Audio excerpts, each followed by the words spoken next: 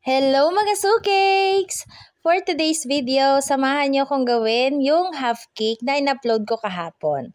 So order nga po ito sa akin ni Miss Katie. Etong si Miss Katie talaga mga sukeks, talagang masasabi ko na certified ka-sukeks talaga natin yan. Simula't simula, sa atin na talaga siya umu-order kapag may mga celebration sa kanila, lalong-lalo na kapag milestone ng kanilang fur baby, and syempre kapag yung jowa niya ang susurprisein niya. So yung nakaraan nga ay nag-inquire siya na order nga daw siya sa akin ng half cake, ang design, tapos dagdagan ko daw ng crinkles, and meron siyang kasamang money bouquet. And yes, opo, sa kanya din yung money bouquet na in-upload ko din kahapon. Si Miss Katie talaga ay sobra-sobra ang tiwala sa atin. Simula't simula pa, mag-send lang siya ng design and kung ano yung mga ipapagawa niya. And then, sasabihin niya sa akin na ako na ang bahala sa lahat kasi sobrang trusted nga niya sa atin. And dito nga, pinapakinis na natin yung kanyang cake. Naglalagay tayo ng ganache. So, ito po ay moist chocolate cake. Nakita nyo naman siguro kanina with ganache filling. So, dito mga sukeks na kahit sabihin natin na half cake ang design niya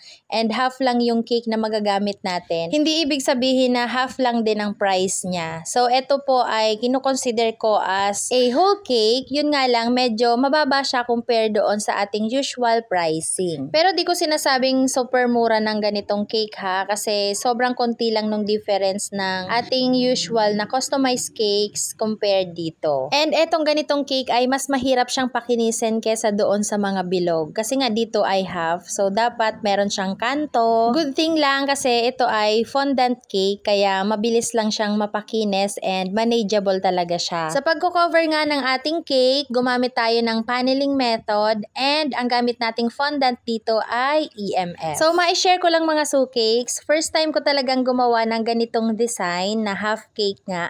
So natutuwa lang ako kasi na-experience ko nang gumawa ng half cake. Dahil finally, meron ng umorder na ganitong design. Though hindi ko magets kung bakit ganito yung design nilang napili. Dahil nga 3rd anniversary nila. Pero syempre, hindi ko na pwedeng pakialaman yon or usisain kung bakit. Kumbaga ay choice nila yon. So ganito nga lang talaga yung choice na design ni Miss Katie. Nagawin ko lang daw plain white yung cake. And lagyan ko nga lang daw ng mga maliliit na hearts dyan sa cake, and syempre hindi mawawala yung dedication. Doon kasi sa sample design na sinend niya sa akin ay color black yung cake, tapos marami talagang mga cheche boreche, pero sabi niya gawin kong white and gawin ko lang daw ng simple. At ayan nga, ganyan lang siya, patapos na ang ating cake. Lagay lang natin yung mga hearts na nire-request ni Madam. Ito na nga ang final look ng ating cake. So ayan, thank you so much po Miss Katie sa palaging pag-order and sa pagtitiwala sa amin. Sa next video natin, pakita ko sa inyo kung paano ko ginawa yung money bouquet. Thank you so much for watching! Bye!